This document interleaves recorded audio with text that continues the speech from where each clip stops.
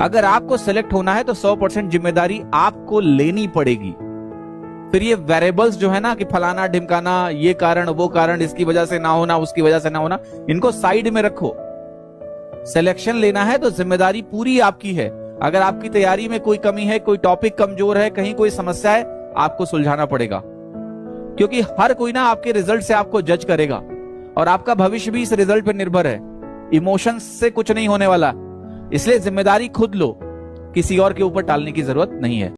तो लोगों को कहते फिर यार इस बार तैयारी पूरी नहीं कर पाया था, इस बार मुश्किल सवाल आ गए थे, उतना सोच नहीं पाया था, तुझे तो पता है वो स्क्राइब वाला मैटर था, तुझे तो पता है बॉर्डर लाइन पे रह गया था, तुझे तो पता है यार जीएस में 2-3 ऐसे सवाल थे वो टॉपिक छोड़ गया था, उसी से आ गए थे यार, मैं तो जीएस में बस PYQS पढ़ कर गया था बट नए सवाल आ गए थे यार, समय इतना कम था इस बार यार, अगले साल देखना ये कर दूंगा। अरे भैया अगले साल भी समय कम रहेगा, उतना ही वक्त है अगर सिलेक्शन लेना है तो।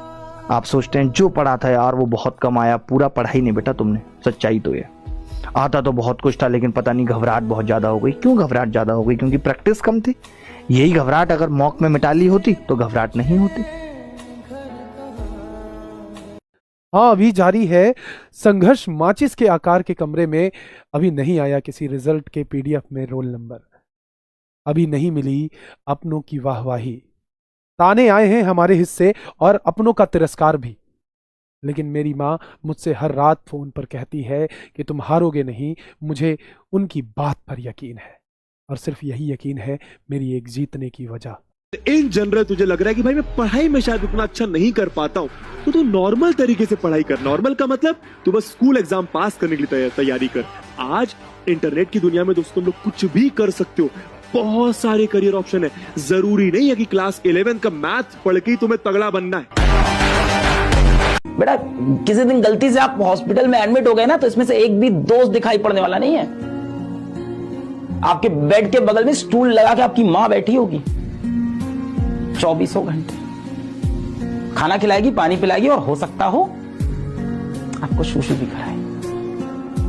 और बाप आपका इतना बदनसीब होगा बेचारा, उस वक्त भी बाहर धूप में अपनी चप्पल घिस रहा होगा कि आपके हॉस्पिटल के बिल भर पाए। उनके बारे में क्यों सोचें सर, हमारी तो अपनी जिंदगी है, इंडिपेंडेंट लाइफ है हमारी।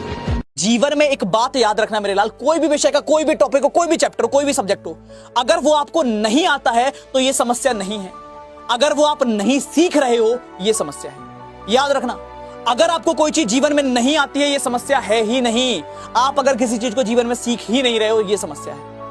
क्योंकि जो नहीं आता है वो अगर सीख रहे हो तो आज नहीं तो कल आ जाएगा, लेकिन जो कामयाबी दिलाने वाला अगर कोई सबसे बड़ा शब्द है तो वो है लगन। मतलब जब बाधाएं आपके रास्ते में आती हैं तो भी आप रुकते नहीं और अपनी दिशा में चलते ही चले जाते हैं।